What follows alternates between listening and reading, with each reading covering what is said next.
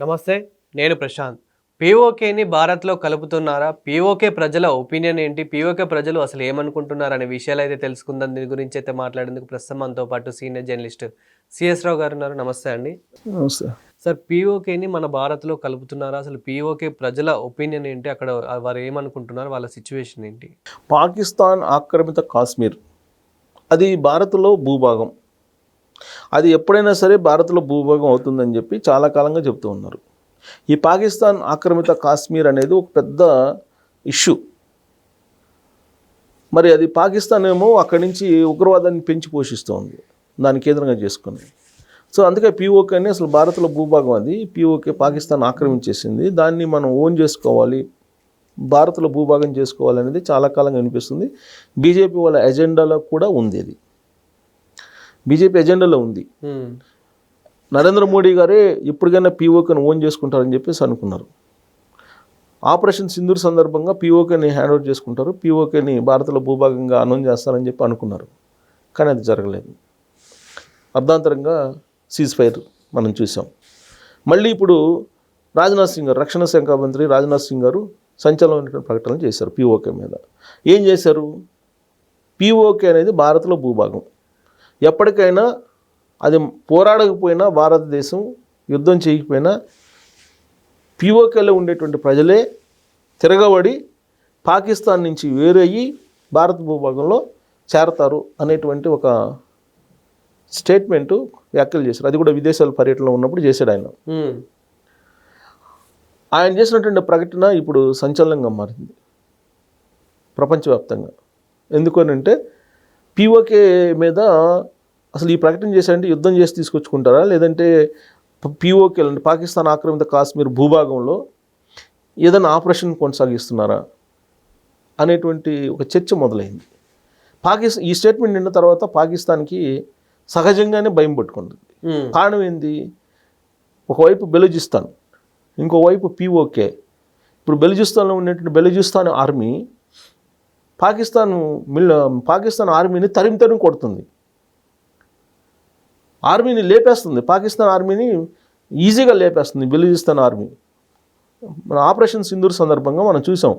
ఒకవైపు operation Sindoor ready అవుతుంటే, operation Sindoor జరుగుతుంటే, అదే సమయంలో బెలూచిస్తాన్ ఆర్మీ ఏం చేసింది? పాకిస్తాన్ ఆర్మీని లేపేసింది, కొన్ని వందల మందిని లేపేసింది బాంబులు పెట్టి. సో ఒకవైపు బెలూచిస్తాన్ ఆర్మీ తిరగబడుతుంది అక్కడ. సో పీఓకేలో ఉన్నటువంటి ప్రజలు ఇప్పుడు పాకిస్తాన్తో కలిసి మేము ఉండలేము అనేటువంటి పరిస్థితికి వచ్చేసారు. అక్కడ భారతదేశానికి సంబంధించిన జెండాలు పట్టుకొని కొంతమంది మేము భారతదేశంలో కలుస్తాము అని చెప్పి ఉద్యమిస్తున్నారు. మేము పాకిస్తాన్తో కలిసి ఉండం, మేము భారతదేశంలో కలుస్తామని చెప్పి ఉద్యమిస్తున్నారు వాళ్ళు.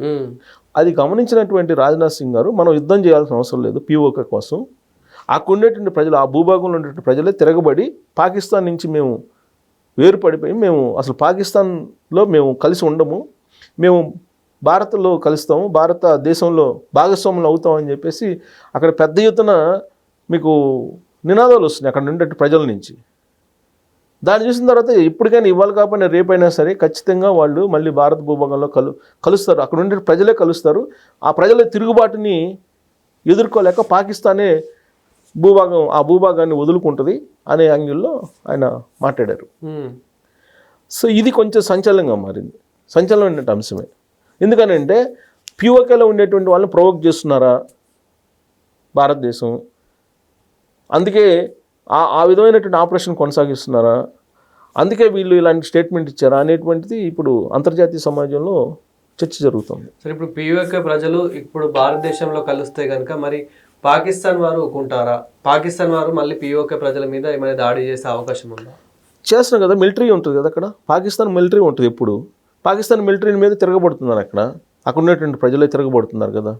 ఇప్పుడు బెలూచిస్తాన్ ఆర్మీ తిరగబడుతుంది కదా అక్కడ. అలాగే పాకిస్తాన్ అక్కడ పీఓకేలో కూడా అక్కడ ఉండేటువంటి ప్రజలు తిరగబడుతున్నారు, ఉండలేని పరిస్థితి ఉందని చెప్పి అంటున్నారు. ఎన్ని రోజులు ఆ విధంగా వాళ్ళు ఉద్యమాన్ని అణిచివేస్తారు? ఇప్పుడు భారత స్వాతంత్ర ఉద్యమంలో కూడా బ్రిటిష్ వాళ్ళు అణిచివేశారు. బట్ స్వాతంత్ర ఉద్యమం చేస్తే భారతదేశాన్ని ప్రకటించారు కదా, భారతదేశం నుంచి వెళ్ళిపోయారు కదా బ్రిటిషర్స్. సో అలాగే వాళ్ళు అక్కడ బలంగా ప్రజలు తిరగబడినప్పుడు పాకిస్తాన్ మిలిటరీ అణిచివేయగలదా? అణిచివేసే పరిస్థితి ఉండదు.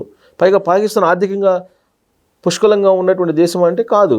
ఇవాళ అక్కడ నిరుద్యోగం కానీ లేదంటే ఆహార భద్రత కానీ ఏమీ లేవు. అక్కడ మౌలిక వనరులు లేవు. అప్పుల్లో ఉంది, సంక్షోభంలో ఉంది, ఆర్థిక సంక్షోభంలో. ప్రైమ్ మినిస్టర్ని ఎప్పుడు జైల్లో పెడతారో తెలియదు. అమెరికా ఎలా చెప్తే అలా ఆడుతుంది అది ఆ దేశం. సో కాబట్టి ఇలాంటి పరిస్థితుల నడుమ మీకు పీఓకే అది కాపాడుకోగలదు అనేటువంటి నమ్మకం ఉండదు, సహజంగా ఉండదు. పీఓకేని పైగా పీఓకేకి ఇష్టం లేదు పాకిస్తాన్తో కలిసి ఉండటం అనేది ఇష్టం లేదు. అలాంటప్పుడు ఆ భూభాగాన్ని ఎంతకాలం పాటు వాళ్ళు కాపాడుకోగలుగుతారు? స్థానికంగా ఉండేటువంటి వాళ్ళని కాదని ఎంతమంది మిలిటరీని పెట్టినా కానీ అణిచివేయలేరు కదా. ఆఫ్ఘనిస్తాన్ ఉంది, ఆఫ్ఘనిస్తాన్లో అమెరికా మిలిటరీ వచ్చింది, కొన్ని సంవత్సరాల పాటు పోరాడింది. లాస్ట్కి ఆఫ్ఘనిస్తాన్ వదిలిపెట్టి వెళ్ళిపోయారు కదా అమెరికా దళాలు, స్థానికులను ఎదుర్కోలేక. ఇవన్నీ కనబడుతున్నాయి కదా మనకి దృష్టాంతాలు.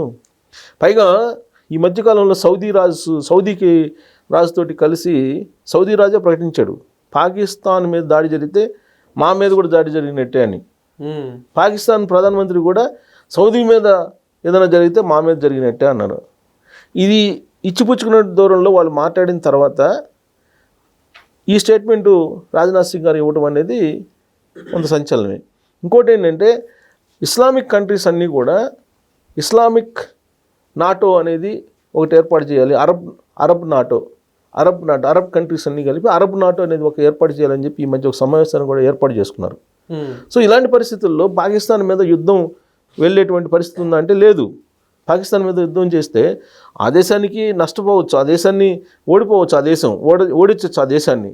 కానీ యుద్ధం చేయాలంటే యుద్ధం ఆరంభించడం ఈజీయే, దాన్ని ఎప్పుడు ఎలా ఆగిపోతే తెలియదు కదా. ఇప్పుడు ఉన్నటువంటి పరిస్థితుల్లో అణ్వాయుధాలు ఉన్నాయి, సాంకేతిక పరిజ్ఞానం ఉంది. ఒకవైపు టర్కీ సపోర్ట్ చేస్తుంది పాకిస్తాన్కి, ఇంకొక వైపు అమెరికా సపోర్ట్ చేస్తుంది, మరోవైపు పక్కలో బల్లంలాగా చైనా ఉంది భారతదేశానికి. ఇలాంటి పరిస్థితుల నడుమ యుద్ధం చేస్తే పాకిస్తాన్ పీఓకేని ఆక్రమించుకుంటే ఎలాంటి పరిస్థితులు వస్తాయో తెలుసు.